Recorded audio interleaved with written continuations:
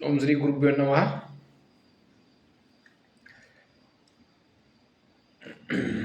अरे मित्रों, आज बहुत दिन के बाद एक छोटा सा सत्संग का वीडियो बनाऊंगा। तो किसी एक व्यक्ति का ऐसा प्रश्न था कि लोग मुझे ज़्यादा प्रेम नहीं करते और ज़्यादा भाव नहीं देते, और मेरे साथ राग द्वेष करते हैं अपने ही लोग। ऐसा क्यों होता है? मैंने तो उनके लिए बहुत सारी चीज़ें किया था पहला, लेकिन मैं क्या करूँ? तो मेरे साथ अभी आजकल कुछ अलग काम हो रहा है, तो मैं इनको कैसे संतुष्टि करूँ? ये लोग मेरे से ऐसा क्यों दुश्मनी मुझे दुश्मनी तरह देखना हो, या दुश्मन तरह हमें ट्रीट करना हो, या मान सम्मान में हानि करना हो, ऐसी चीज़ें कर रहा है, तो हमें क्या करूँ? ऐसा इनका प्रश्न है।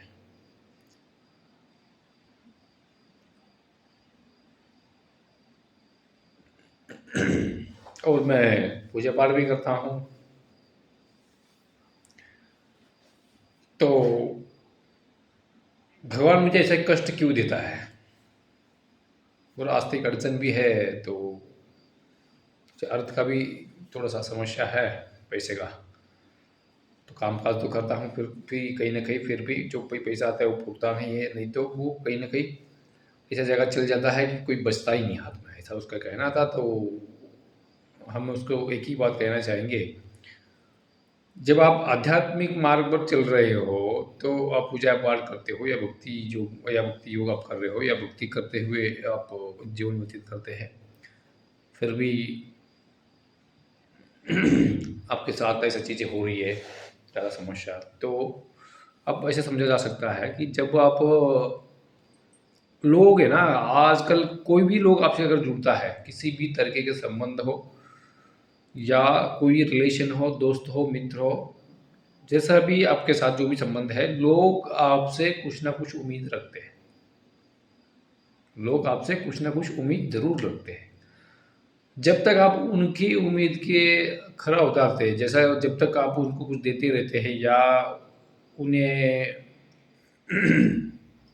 खुश करते रहते हैं, तब तक वो लोग आपको अच्छा बोलेंगे, अच्छा बात करेंगे। जब समझ लेना कि जब तुम्हारा वक़्त जब पलट जाता है, तो कोई तुम खुद जब भी अड़चन में आते हो, कोई समस्या में जब आते हो, तो लोगों का फिर आपकी तरफ देखने का दृष्टिकोण अलग हो जाएगा।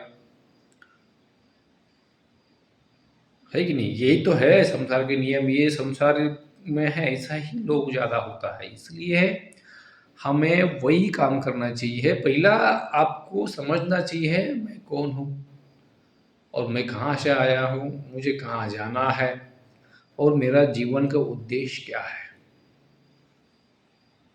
कोई हम ज़िंदगी देखो, आजकल मैं ऐसा कहना चाहूँ स्पष्ट तरीके से, लोग ऐसा ज़िंदगी जीते हैं कि उनको कोई चीज़ पता ही नहीं है, पहली बात कहाँ जाना है, और हम किस लिए जी रहे हैं, क्यों मनुष्य जन्म मिला है, इसके बारे में बिल्कुल विचार ही नहीं करते। कोई भी लाइफ में कोई विज़न ही नहीं है। ऐसे बहुत सारे लोग हैं, मैं सब लोगों के बारे में नहीं बोल रहा हूँ। कुछ लोग ऐसा है, वो उनके लाइफ में कोई विज़न नहीं है। पहला आप विज़न तय करो, फिर उसके लिए जो करना चाहते हो वो चीज़ें करो, तो ही आप सक्सेसफुल हो सकते हो। कुछ लोग ऐसा भी है कि जिसका पैसे की समस्या आ रही है, क्यों आ रही है? उसका क्रियाशीलता नहीं होता है। जो भी वो कार्य ऐसा करता है ना, फिर उसमें परिपूर्णता नहीं है, परिपक्वता नहीं होता है। इसलिए कोई भी कार्य में वो सफलता नहीं हो पाता। पहले अगर कोई भी कार्य, कोई बिज़नेस भी करना चाहोगे, या कोई भी चीज़ आप ऐसा करना चाहोगे, उसके बारे में पूरा नॉलेज ले लो। आधा अधूरा आप अगर नॉलेज लेके कोई चीज़ करने जाओगे, तो फिर वो पूरा नहीं हो पाई, ना सक्सेस नहीं हो पाई। तो लोगों का तो कहना ही है, तो कुछ ना कुछ कहेंगे। आप कुछ भी करो, लोग आपको कोई एक शब्द रखेंगे ही बाबा। लोगों को कितना भी अच्छा करो, लोग जब तक आप देते रहोगे, तब तक आपका भला आपसे अच्छा बात करेगा। तो आपके प्रेम संबंध भी जुड़ेगा, हर तरीके से आपका संबंध और दोस्ती भी बनी रहेगी। जब आप उनको कोई देना अगर छूट जाता है, तो लोगों का ऐसा ही है, कुछ आजकल लोग स्वार्थी लोग ज़्यादा हो चुके हैं ना, क्योंकि उन धर्म का आचरण तो है नहीं, धर्म क्या है वो चीज़ उनको पता नहीं होता है। मैक्सिमम लोग ऐसा है, सभी लोग ऐसा नहीं होता है, कुछ लोग अच्छे भी हैं, मगर ऐसा क्योंकि आपके आजू-बाजू लोग ऐसा ना, क्योंकि जब आप ज़्यादा पूजा-पाठ करने लग जाओगे, ज़्यादा भक्ति भाव करने लग जाओगे, तो आपके जो प्रारब्ध कर्म है ना, वो पीछे लग जाते हैं।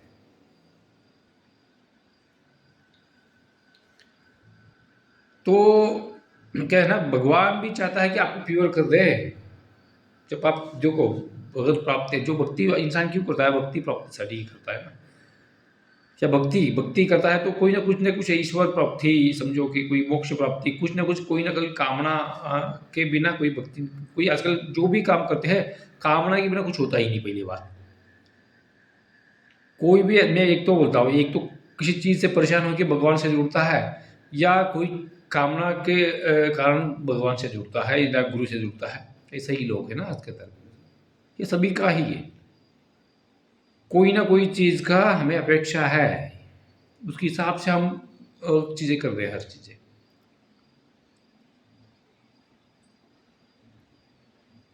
जब तक आपके मन में कामना है, तब तक ये सुख और दुःख की अनुभूति आपको आएगी आएगी। कोई भी माँग होनी ही नहीं चाहिए। कोई भी ऐसा कोई शर्तें नहीं होनी चाहिए। बहुत सारे लोग शर्त डालते हैं भगवान से भी, भगवान मुझे ये काम करा दो, मैं आपको ये दे दूँगा। कोई लालच, भगवान को कोई किसी भी प्रकार का लालच नहीं है। अगर भगवान अगर भूखा है तो आपके भाव का भूखा है। भाव में रहिए, भाव बनाइए, भाव से ही कर्म करिए, तो वो भगवान आप पर प्रसन्न भी होगा और आपका सभी मनोकामना इच्छा भी पूर्ण होगा, स्टेप बाय स्टेप होगा वो भी। क्योंकि बहुत सारे देखो, जब आप आध्यात्मिक करने लगते हो तो भगवान हर तरीके का आपको परीक्षा भी करेगा, परीक्षा होनी चालू हो जाती है। इसलिए कर्म सिद्धांत को अपनाते हुए या कर्म करो, क्योंकि कर्म भूमि है, कर्म करके ही यहाँ सब चीज़ें मिलती है। अगर कोई चीज़ अगर अपेक्षा है, हासिल करना चाहते हो, धन हासिल करना चाहते हो, तो उसको वैसा ही क्रियाशील बनाओ और अच्छा कर्म करो।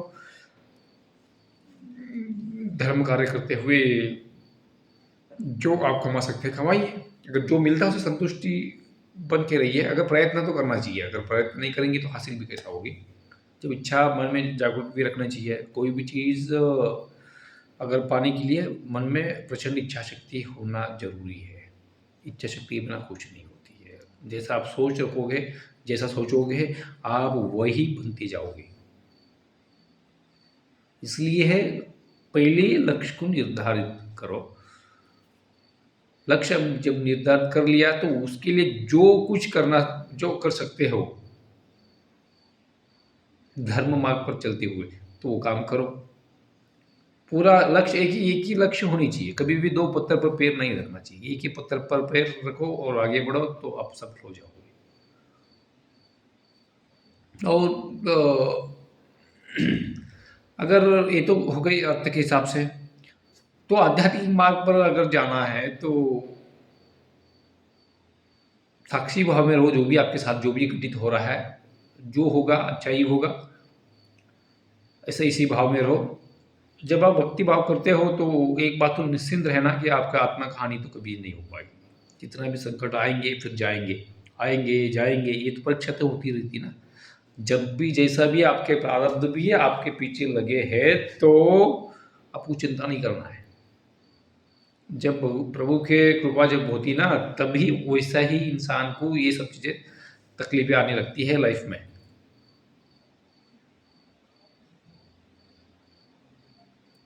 तो क्या होता है ना, जब प्रारब्ध कर्म हमें पीछे लगता है, तो प्रारब्ध कर्म को हम भोगने लगते हैं, तो भक्ति भाव से रहने से या भक्ति करने से या भगवत कार्य करने से, धर्म आचरण करने से उसका प्रभाव ज़रूर कम होंगे। लेकिन टल नहीं सकता। जो कर्म हमने किया है, जो कोई भी जन्म कहीं क्योंकि इससे पहले भी हम कई जन्म हमने ले चुके हैं ना। कोई ना कोई जन्म में हमारे हाथों से ऐसा कोई चीज़ें कर्म हुआ है, उसके आधार पर ही हमें अ, इसमें जन्म मिला है, मनुष्य जन्म मिला है। तो इसलिए हमको समझना चाहिए हम कौन हैं, हम कहाँ से आए हैं, कहाँ जाना है, सही कि नहीं? वो चीज़ें समझते हुए फिर कर्म करना चाहिए। उसके लिए जो चीज़ें कर सकते हैं वो करो।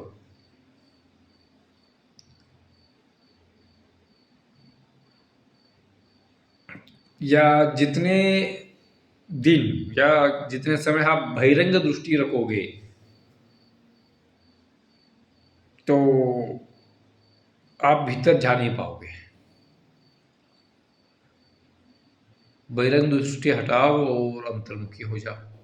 देखो सब आनंद ही आनंद मिलेगा, ना कोई सुख है, ना कोई दुख है।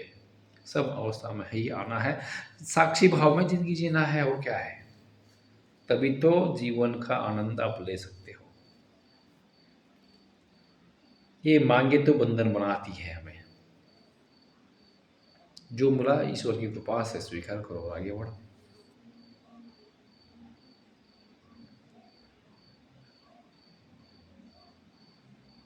भीतर जाने की कोशिश करो।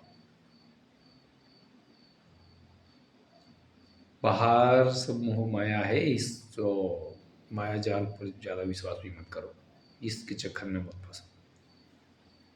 हाँ, मन कभी कभी भटकता है जरूर।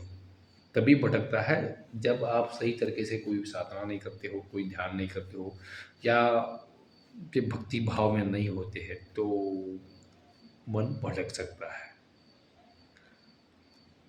कैसा है ना, हर ऐसा भी बोला जाता है कि हर एक व्यक्ति का दो मन होता है, एक अंतर्मन, एक बहिर्मुखी मन। जो बहिर्मुखी जो जब बहिर्मुखी अगर कुछ करने लगते हैं ना, फिर भाव भटकने का चांस ज़्यादा होता है। इसलिए अंतर्मुखी होना अत्यंत ज़रूरी है, और नियमित रूप से उसे सत्संग करना भी उतना ही ज़रूरी है। ध्यान और सत्संग, ये दो चीज़ें जो भी बंदा करता है, वो अपने आप को एक अपना इसमें रह सकता है, कभी भटकाव उसका नहीं हो सकता है। ध्यान और सत्संग पर डेली डेली होनी चाहिए, भले आप कोई गुरु के सानिध्य में रहो या ना रहो। अभी देखो आजकल यूट्यूब में भी बहुत सारे गुरुओं का सत्संग आता है। सत्संग सुनो, सत्संग सुनने से ही आप में परिवर्तन आ सकता है, आपका हर प्रश्नों का उत्तर मिल सकता है। या आपके मन में ऐसा कोई भी प्रश्न हो, तो आप हमें इस वीडियो देखते हुए कमेंट भी कर सकते हैं, और कमेंट में आप जो भी प्रश्न रहेगा वो भी आप लिख सकते हैं, उसका उत्तर भी आप पा सकते हैं।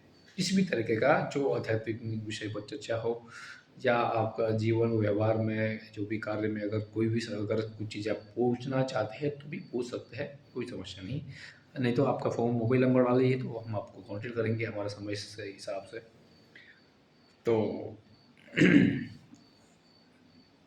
ऐसा ही है, सोचो समझो और जीवन आनंद से व्यतीत करो, क्योंकि जीवन में सुख की अपेक्षा नहीं करना चाहिए। देखो संसार में रहते हुए सुख की अपेक्षा करना मूर्खता है। बस कर्म करते रहिए, तो जो मिलता है, जो अपना कर्म आधार पर ही जो चीज़ सब चीज़ें मिलता है। तो हम जो आज पहले जो किया है उसे भोगने तो हम आए हैं, क्योंकि ये तो शरीर इसलिए ही मिला है, भोग से आया है, शरीर है ना योग से। मोक्षा है तो भोगो, भोगने के लिए तो हम आए हैं। जब इसका भोगने का तरीका एक ही है, ये एक तो भक्ति भाव करते हुए आप भोगोगे, या आध्यात्मिक मार्ग पर चलते हुए धर्म कार्य करते हुए आप भोगोगे, तो इसका प्रभाव कम रहेगा। आप मनमानी करते रहोगे, जैसा आया वैसा आप ज़िंदगी जी रहे हो, तो कोई गलत काम करते हुए, तो आपको इसका प्रभाव बहुत ही कठिन परिश्रम करना पड़ेगा, और कठिन समस्या भी आपको उद्भव भी होगी, उसको आपको भोगना ही पड़ेगा। उसके बिना तो ये एक्सक्यूज़ नहीं है इसमें। कर्मों का सिद्धांत यही है, जैसा करता है वैसा इंसान बनता है ना। और दूसरी बात, अगर उसी को ही बोला जाता है पाप और पुण्य। वैसा अगर देखा जाए, ना पाप है ना पुण्य। पाप किसे कहे और पुण्य किसे कहे? जो सत्कर्म करे है उसे पुण्य कर्म बोला जाता है। जो कोई ऐसा अधर्म काम करे, जो धर्म के विरोध में जो काम करे, वो अधर्मी बन जाता है, वो पाप बन जाता है।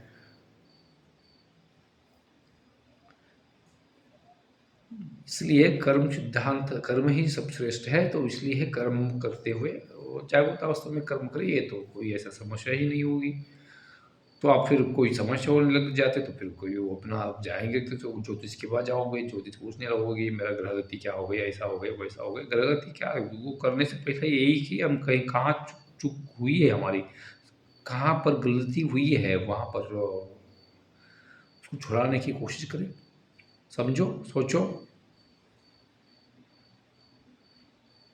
तो सोच समझ कर कर्म करने से ही सत्कर्म और सही कर्म हो सकते हैं, उसका प्रतिफल भी अच्छा ही मिलेगा। अगर हम वो यही सोचते हैं कि यार दूसरे किसी का बुरा हो या हमारी ही भला हो, तो ये सोच के कोई काम करोगे तो फिर वो तो होगा ही नहीं है। आप जब तक खुद दूसरे के बारे में अच्छा नहीं सोचोगे, अच्छाई के लिए नहीं सोचोगे, तब तक तुम्हारा भला कभी नहीं होगा। इसलिए किसी का बुराई मत करो, ना बुराई सुनो और आनंद में रहो, सबसे प्रेम से रहो और प्रेम से बात किया करो। जो किया वो भरेगा, है ना? कर्म उसने किया तो हम क्यों बोल के बताएँ? बहुत सारे लोग ऐसा है कि गुरु की निंदा भी करते हैं, वो नहीं करना चाहिए और किसी का भी किसी भी व्यक्ति का कोई भी जैसा भी वो कर्म करे, वो उसका कर्म वो कर रहा है, वो उसका फल वो भोगेगा। अगर कर्म वो करता है तो आप क्यों वो बोलते हो कि पीछे उसको बोल के बताना, या बंदा ये ऐसा करता है, वो गलत करता है, ये गलत करता है, वो उसने गलत किया, वो चीज़ करना ही नहीं ना।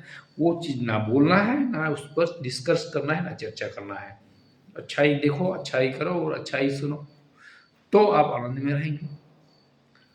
और ना किसी से झगड़ा है, ना किसी से कोई पंगा। इस चीज़ में फँसना ही नहीं पहली बात। जब तक मन का मोह है मन में, तो ये सब चीज़ें होती रहेंगी।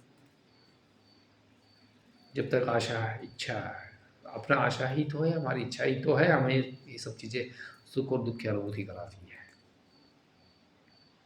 मैं एक ही बात बोलना चाहूँगा, आप सही कर्म करो, जागरूक अवस्था में कर्म करो, तो कोई आपको समस्या नहीं होगी। अगर फिर भी अगर कुछ चीज़ें अगर हो रही है, आपके साथ घटित हो रहा है, तो आप लोग साक्षी भाव में रहिए। देखो क्या हो रहा है।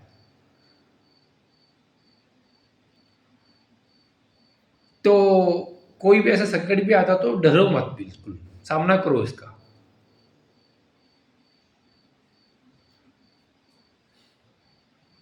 शांति से बैठो, देखो।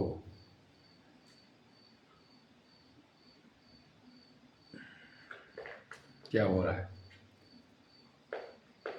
होने दो। साक्षी भाव में रहने से हर संकट को टाला जा सकता है, शांत रहने से।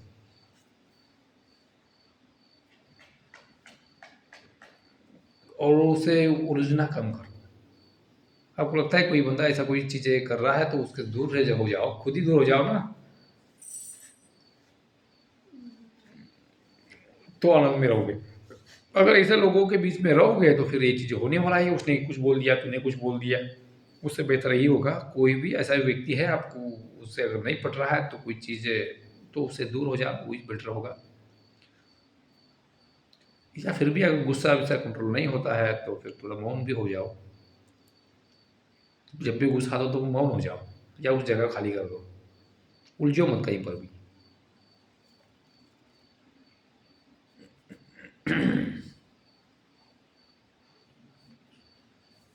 तो इसलिए थोड़ा अनियमित रूप से डेली ध्यान करो, ध्यानी बनो, तो ज्ञानी बनोगे।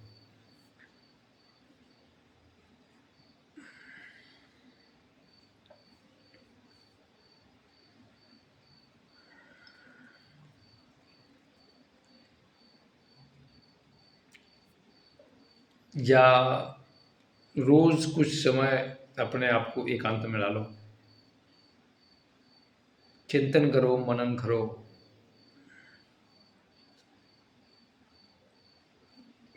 क्या मैं जो कर रहा हूँ ये सही कर रहा हूँ? जो भी मैं कर्म करता हूँ,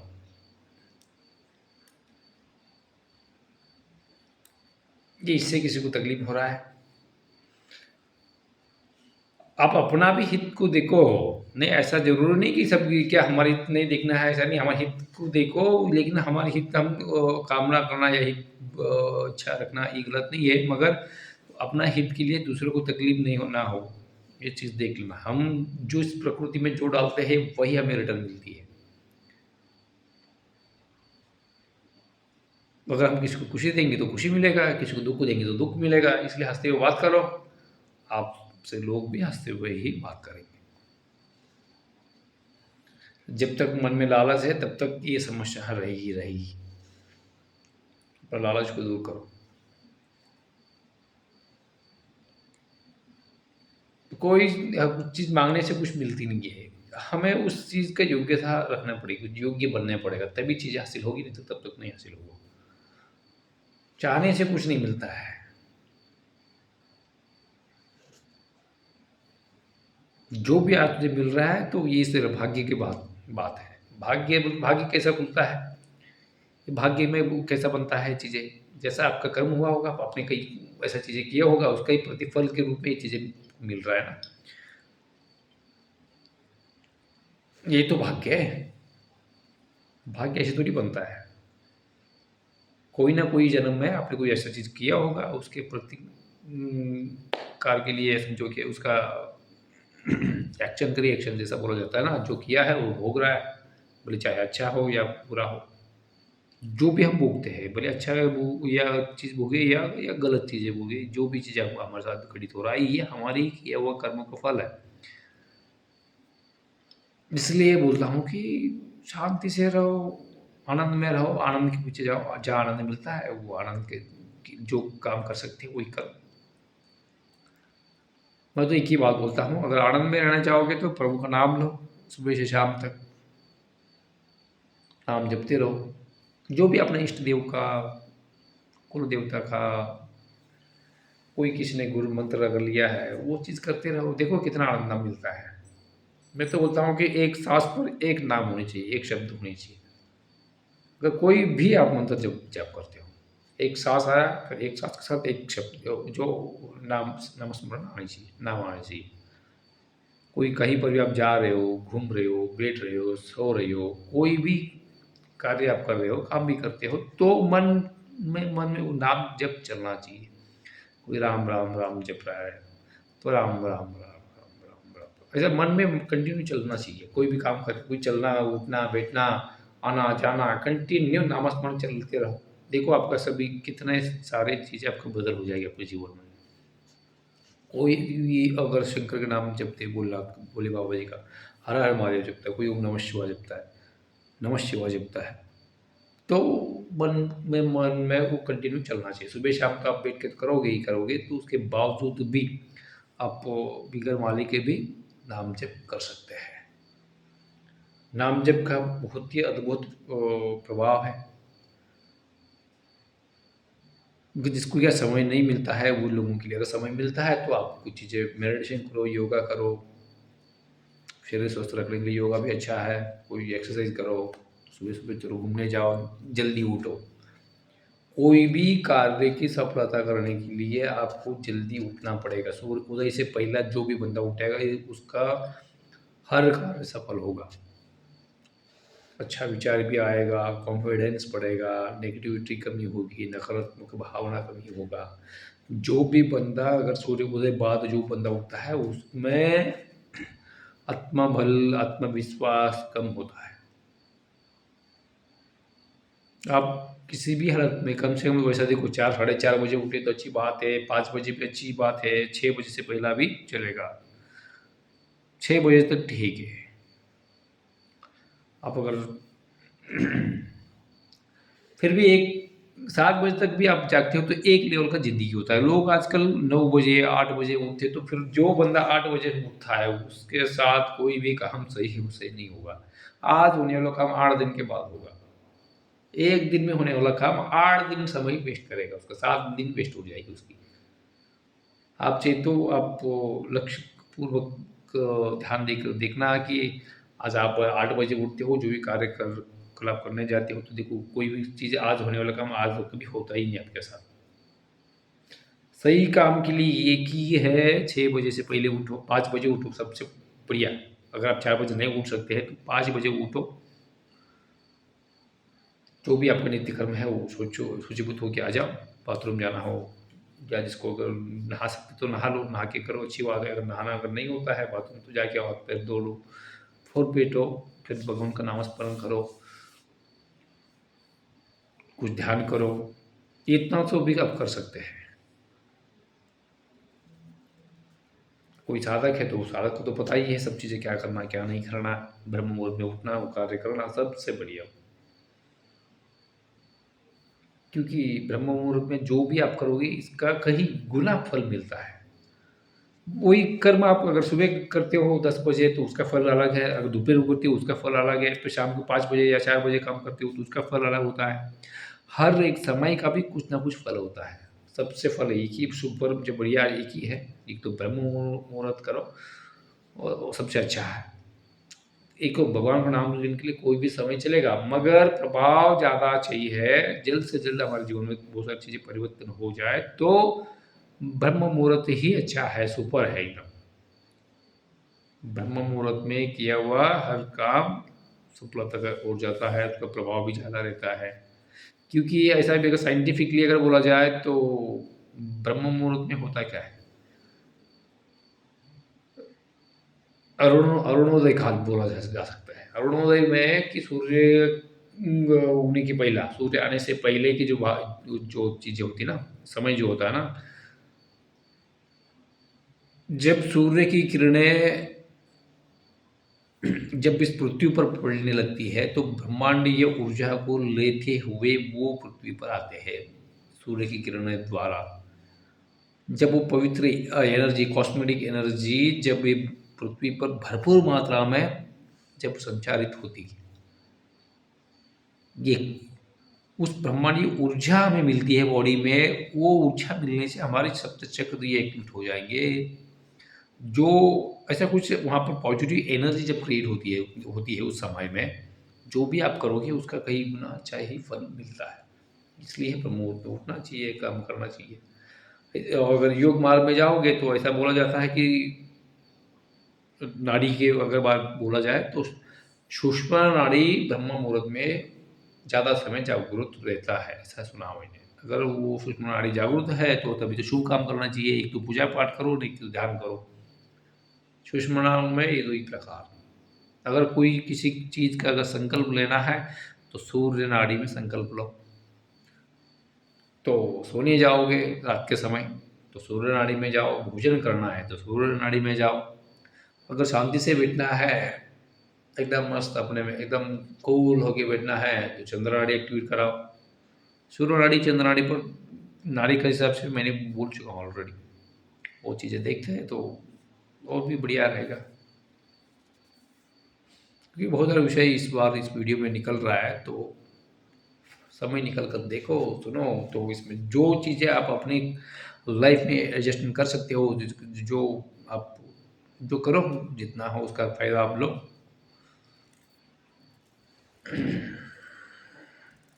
तो आप किसको भी शेयर भी कर सकते हैं, अच्छी बात है ना।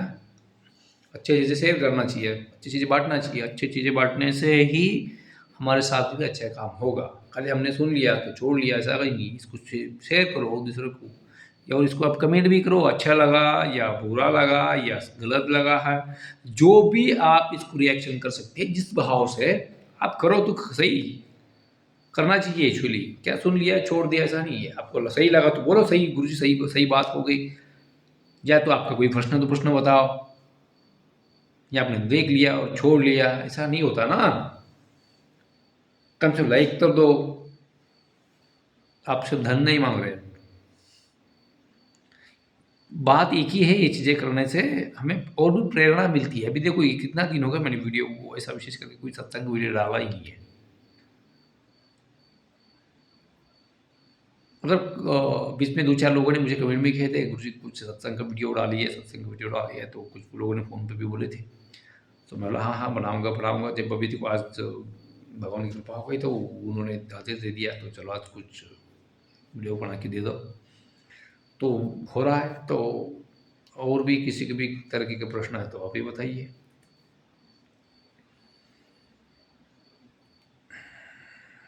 हाँ, आपको अभी मैं बता रहा था नाड़ी के बारे में, सूर्य नाड़ी और चंद्र नाड़ी। कभी खाना खाना है, कभी क्या करना है, मैं बता रहा था अभी जब सोने का समय क्या कौन-सा नाड़ी चाहिए, और सूर्य नाड़ी एक्टिवेट करो, और भोजन करने के समय भी सूर्य नाड़ी एक्टिवेट करो। कोई संकल्प ले रहे हैं सूर्य नाड़ी में एक्टिवेट करो, तो लेकिन जल्दी वो सिद्ध हो जाएगी। ऐसा तो कोई भी संकल्प ले रहे तो बड़ा-बड़ा संकल्प मत लेना, छोटे-छोटे संकल्प लेना, छोटे कार्य को सफल कराओ, फिर स्टेप बाय स्टेप उसको बढ़ाते रहो। अगर एक ही बार लंबा सा कोई अगर संकल्प ले लिया तो वो तो डगमगा जा सकता है। इसलिए तो तुरंत इस क्षण में क्या करना है, आज से 2 दिन में क्या करना है, 2 दिन क्या 3 दिन का संकल्प ले लो, वो चीज़ करते रहो तो ये सक्सेस 100% सफलता होंगी। ऐसा ही करते-करते बड़ा संकल्प आप ले सकते हैं। संकल्प करके ही अगर कोई काम करेंगे तो जल्दी सिद्धि इसे मिल सकता है, कार्य सफल हो सकता है। बिना संकल्प किया वो कार्य में इतना सफलता नहीं होती है। कोई चीज़ करने के पूर्व कोई संकल्प लो, भगवान के चरणों में तो नाम लो, उनके सामने संकल्प लो और एक में काम करो, प्रभु आपकी कृपा बनाई रखे। तो संकल्प करेंगे तो होगा, क्यों नहीं होगा? संकल्प से ही सिद्धि होती है, करना चाहिए।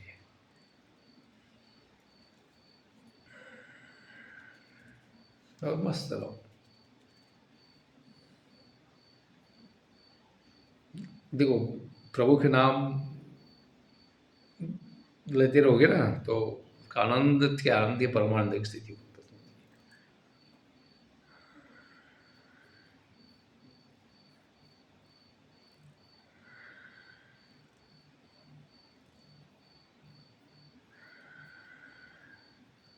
है। अभी नवरात्रि तो चल रहा है, बढ़िया दिन है। कल अष्टमी, परसों नवमी। उपवास अगर किसने भी पकड़ा है तो अच्छी बात है, बहुत ही बढ़िया है।